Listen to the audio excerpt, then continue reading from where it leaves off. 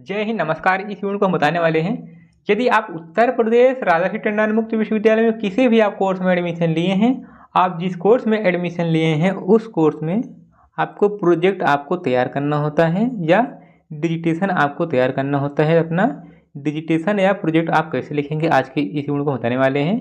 Digitation तैयार करने से पहले आपको ये मालूम होना चाहिए कि हमको किस टॉपिक पर हमको बनाना होगा। जो है आपका लेटेस्ट सेशन आता है, असाइनमेंट क्वेश्चन पेपर में आपको मिल जाता है टॉपिक, ठीक।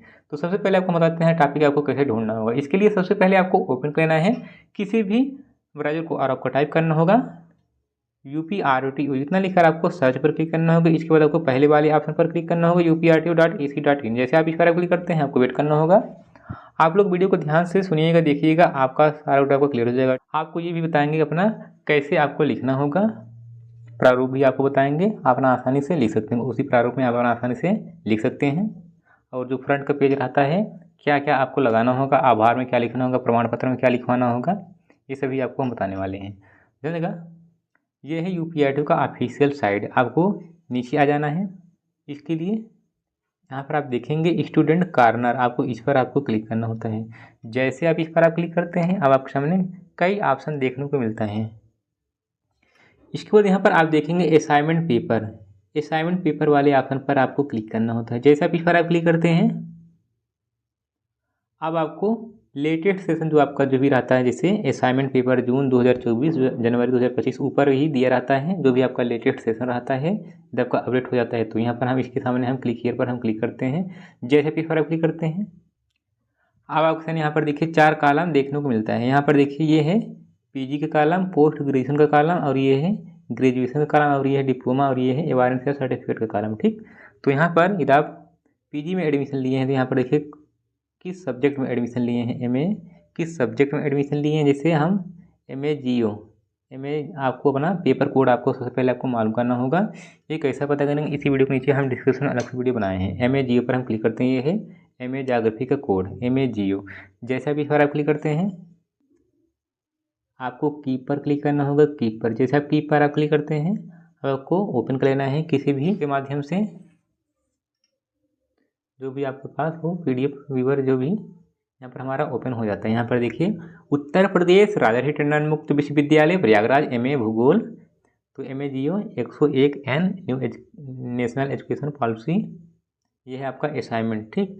तो असाइनमेंट के नीचे इसी PDF आप देखेंगे प्रोजेक्ट भी यहाँ पर दिया गया है। देखिए भी आपको हम दिखाते हैं, नीचे यहाँ पर प्रोजेक्ट दिया गया है। इसके बाद हम नीचे आते हैं, जैसे यहाँ पर MA ज्योग्राफी तृतीय सेमेस्टर का प्रोजेक्ट आप कैसे बनाएंगे, तो यहाँ पर ऊपर दिया गया है उत्तर प्रदेश राजर्षि टंडन मुक्त विश्वविद्यालय प्रयागराज प्रोजेक्ट कार्य परास्नातक भूगोल तृतीय सेमेस्टर। विषय कोड यहाँ पर दिया गया है MA GO 115, ये सब्जेक्ट का कोड, परियोजना कार्य प्रोजेक्ट वर्क। तो नोट, क्रम संख्या 1 से 6 तक किसी एक विषय पर अपना परियोजना कार्य पूर्ण कर 3 प्रतियों में जमा करें। आपको एक तो बनाना ही होगा, प्लस इसके बाद उसका आपको फोटो स्टेट, वैसे आपका टाइप ही आप लोग करवाइएगा, हाथ से ना लिखिएगा, ठीक। आपको 3 सेट आपको तैयार करना होगा, 3 सेट आपको अपने कॉलेज आपको जाकर जमा करना होगा, ठीक। इसके बाद यहाँ पर देखिए क्वेश्चन यहाँ पर दिया गया है, क्रम संख्या 1 से 6 तक का किसी एक विषय पर अपना परियोजना कार्य पूर्ण कर 3 प्रतियों में जमा करें। यहाँ पर 6 क्वेश्चन दिया गया है। 6 क्वेश्चन में से आपको एक क्वेश्चन आपको करना होगा। यहाँ पर हम एक क्वेश्चन हम ले लेते हैं, जैसे प्रयागराज जनपद के क्षेत्रीय विकास में कुंभ मेला की भूमिका, ठीक।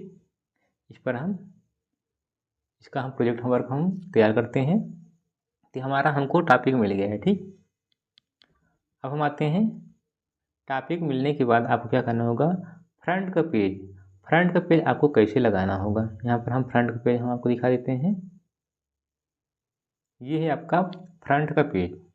सबसे पहले ऊपर आप लिखवा लीजिएगा, ये जो PDF है आपको बना बनाया आपको UPRTO फैमिली टेलीग्राम पर मिल जाएगा। डिस्क्रिप्शन में और कमेंट में देखेंगे टेलीग्राम का लिंक, वहाँ पर दिया गया है। आप लोग वहाँ पर लिखेंगे, अपना टेलीग्राम पर लिखेंगे project work by UPRTO family, आपको ये PDF आपको वहाँ पर मिल जाएगा। अपना आसानी से यहाँ पर देखिए ये सब बना बनाया है, अपना केवल बैक स्पेस करके अपना नाम एडिट कर सकते हैं, लिख सकते हैं। यहाँ पर उत्तर प्रदेश राजर्षि टंडन लोगो लघु सूत्र प्रबंध सत्र जो रहा था। इसके बाद विषय जैसे MA MA भूगोल है। इसके बाद पेपर का कोड MA0100 जिससे 15 रहता है। तृतीय सेमेस्टर का इसके बाद टॉपिक आपको बता दिए हैं। आपको टॉपिक चाहे जो आपको अनुसार जो आपको अच्छे से आता हो। इसके बाद निर्देशक का नाम यहाँ पर अपने कॉलेज से पूछ लीजिएगा, निर्देशक का नाम में प्रोफेसर का नाम। इसके बाद छात्र जो भी यहाँ से अपना बैक स्पेस करके अपने कट कर सकते हैं यहाँ अपना नाम। इसके बाद नामांकन संख्या, एनरोलमेंट नंबर, सेमेस्टर कौन सा है, सेंटर नेम यहाँ पर आपको अपना देखिए जहाँ जिस कॉलेज में अपने एडमिशन लिए हैं स्टडी सेंटर यहाँ पर पहले कोड लिख लीजिएगा, कोड S086 या 200 जो भी हो। इसके बाद सेंटर कोड लिखने के बाद कॉलेज का नाम। इसके बाद समाज विज्ञान विद्या शाखा राजर्षि टंडन मुक्त विश्वविद्यालय प्रयागराज, ये हो गया आपका फ्रंट का पेज। इसके बाद जस्ट फ्रंट पेज के बाद आपको ये लगाना होगा, देखिए ये प्रमाण पत्र आपको लगाना होगा। प्रमाणित किया जाता है कि आपका नाम, ये भी PDF आपको वहीं मिल जाएगा। 4 PDF वहाँ पर दिए गया है UPID फैमिली टेलीग्राम पर, आपको वहाँ पर मिल जाएगा। अपना आसानी से एडिट कर सकते हैं, केवल आपको नाम आपको चेंज करना रहेगा, ये सब वही रहेगा। जैसे प्रमाणित किया जाता है कि आपका नाम अपना। इसके बाद प्रस्तुत करता है या कत्री द्वारा जो भी आप यहाँ पर इसी इतिहास में आपको जो भी आपको सब्जेक्ट जैसे भूगोल विषय में लघुशोध प्रबंध हेतु शीर्षक जो भी आपको मिला, जैसे भी आपको जो भी आप शीर्षक लिए यहाँ पर शीर्षक का नाम जैसे हम जो लिए हैं प्रयागराज वाला, ठीक। इसके बाद इसको हम कट कर देंगे। इसके बाद मैं इनके उज्ज्वल भविष्य की कामना करता या करती हूँ, यहाँ सोर्स निर्देशक का नाम, कॉलेज का नाम रहेगा। इसके बाद तीसरे पेज में स्वघोषणा पत्र प्रमाणित किया जाता है कि प्रस्तुत लघुशोध प्रबंध शीर्षक यहाँ पर रहेगा। इसके बाद आपको अपना शीर्षक लिखना होगा, प्रस्तुत लघुशोध में एकत्र किए गए आंकड़ों तथा तथ्यों का प्रस्तुतिकरण स्वयं मेरे द्वारा तैयार किए गए आंकड़ों के आधार पर प्राप्त परिणामों के लिए मैं स्वयं उत्तरदायी हूँ। प्रस्तुतकर्ता या कत्री जो भी हूँ, आपको अपना नाम, इसके बाद यहाँ पर हस्ताक्षर कर दीजिएगा, नामांकन संख्या, सेमेस्टर कौन सा है, centre code, study centre name, ठीक। इसके बाद आभार में आपको यही लिखना होगा, मैं सर्वप्रथम ईश्वर को नमन करता हूँ जिसने मुझे लघु शोध प्रबंध कार्य को सफलतापूर्वक पूरा करने में सक्षम बनाया था तथा आत्मबल प्रदान किया। प्रस्तुत लघु शोध को पूर्ण करने में मेरी परम श्रद्धेय गुरुवर जो भी आपके प्रोफेसर हों कॉलेज से पूछ लीजिएगा, एवं समस्त गुरुजन, मध्यकालीन एवं आधुनिक इतिहास विभाग उत्तर प्रदेश जो भी जैसे मेन कैंपस में एडमिशन यहाँ पर आधुनिक जो भी जैसे आपका जो भी सब्जेक्ट जैसे आपको भूगोल है यहाँ पर आपको भूगोल लिखना होगा, ठीक। उत्तर प्रदेश जैसे कॉलेज आपका दूसरा है तो यहाँ पर आपको लिखना होगा, मेन कैंपस में एडमिशन लेना यहाँ पर आपको वही लिखना होगा। यहाँ पर आपको कॉलेज का नाम अपने का महत्वपूर्ण योगदान रहा जिन्होंने इस शोध के विषय क्षेत्र निर्धारण से लेकर कार्य की संपूर्णता तक मेरा मार्गदर्शन निर्देशन किया, अतः मैं इनका हृदय से आभार व्यक्त करता हूँ। इसके बाद ये सब अपना लिख लीजिएगा, ठीक। इसके बाद यहाँ पर अपना नाम, MA हिस्ट्री जो भी आपका सेमेस्टर आता है। इसके बाद ये हमारा हो गया फ्रंट का 4 पेज, ठीक। अब आपको क्या करना होगा, इसके जस्ट बाद आपको लगाना होगा विषय सूची। विषय सूची में आपको कैसे लिखना होगा, यहाँ पर हम विषय सूची आपको दिखा देते हैं। विषय सूची इसे हटा देते हैं।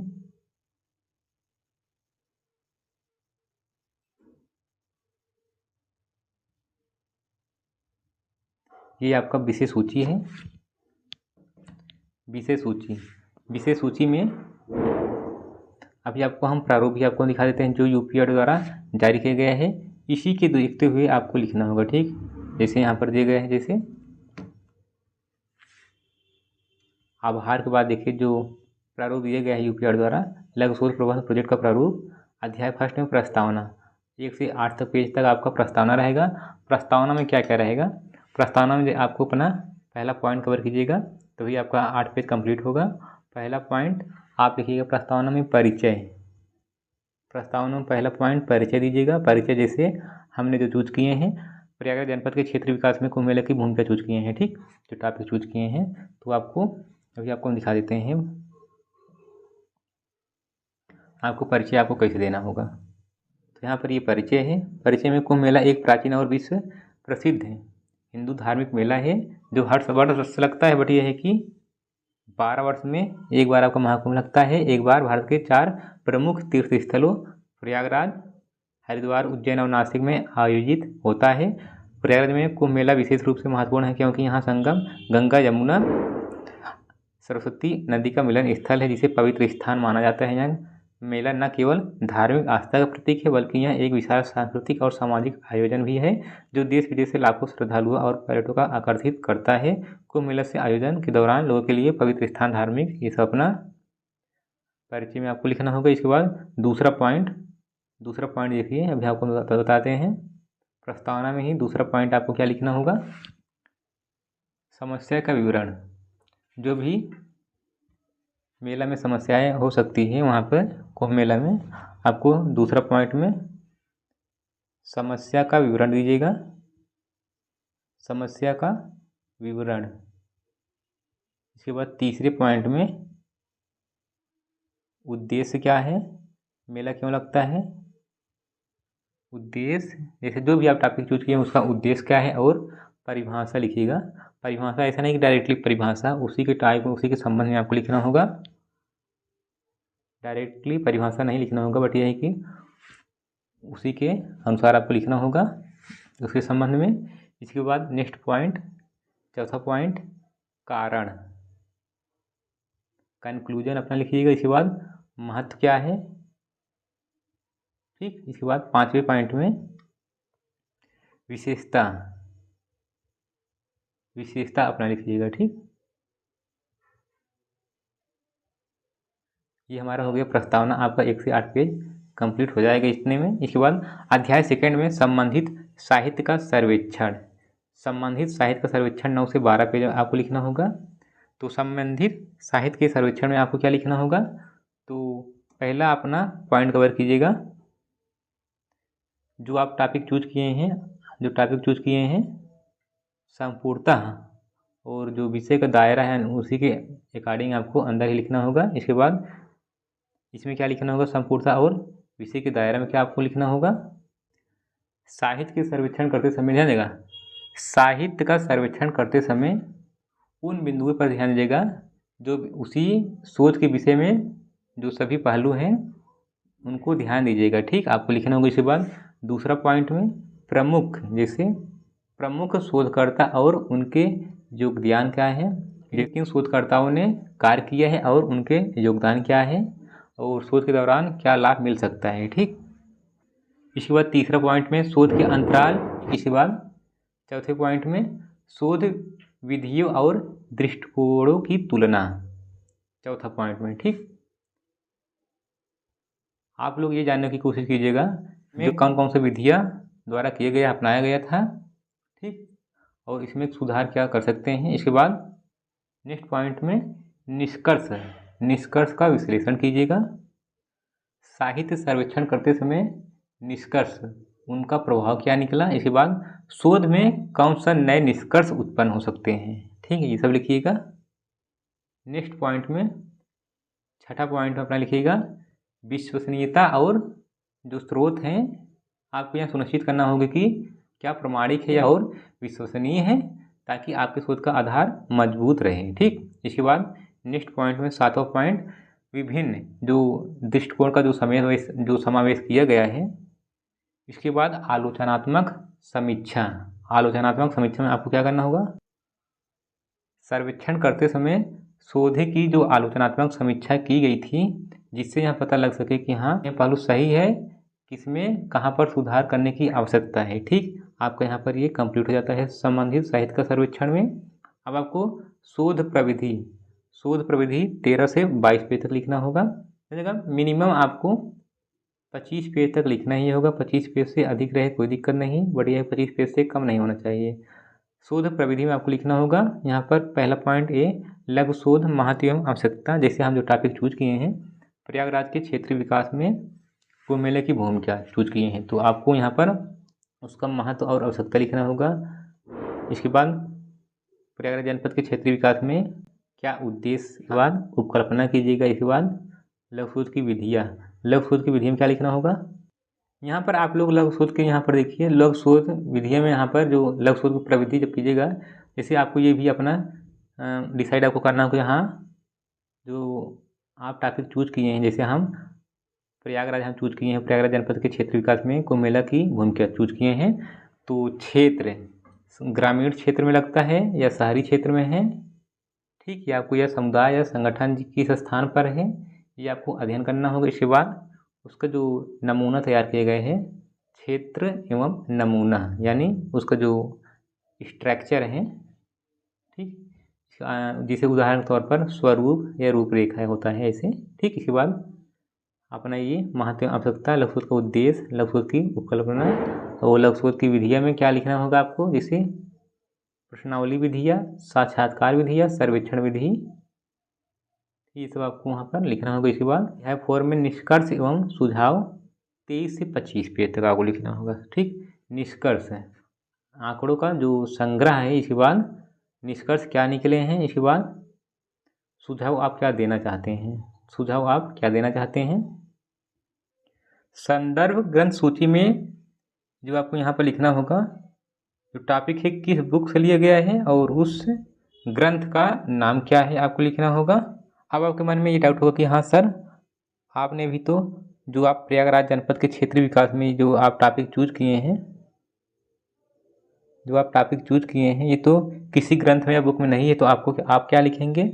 तो मेरे प्यारे दोस्तों, यदि आप जो टॉपिक चूज किए हैं किसी बुक या ग्रंथ में नहीं है, तो आपको जो लिखना होगा, यानी किसके निर्देशन में हम मैटर कलेक्ट किए हैं, जो रिपोर्ट हम तैयार किए हैं वहाँ से हम उनके निर्देशन में हम तैयार किए हैं। ठीक, जो भी प्रोफेसर हैं। ठीक, आई होप यहाँ आप समझ गए होंगे, जिसका भी आप सहयोग लिए हैं निर्देशन में। ठीक, परिशिष्ट में आपको क्या लिखना होगा, जो आप जिसके विषय में टॉपिक जो चूज किए हैं उसके संबंध में कितने क्वेश्चन बन सकते हैं, ऑब्जेक्टिव में आपको लिखना रहता है। परिशिष्ट में जो प्रश्न आप लिखेंगे ऑब्जेक्टिव लिखेंगे, डिस्क्रिप्टिव ना लिखिएगा। ठीक, डिस्क्रिप्टिव नहीं रहेगा, ऑब्जेक्टिव ही रहेगा।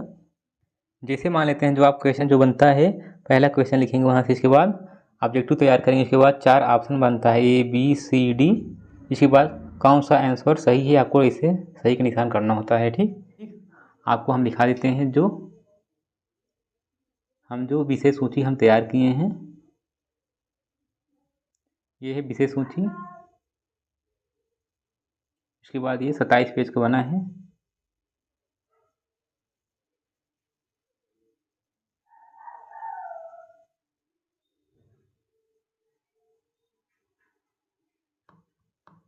ठीक, आज के इस वीडियो को सेंड करते हैं, आपको मिलते हैं नेक्स्ट वीडियो में एक नए कंटेंट के साथ। जय हिंद, वंदे मातरम।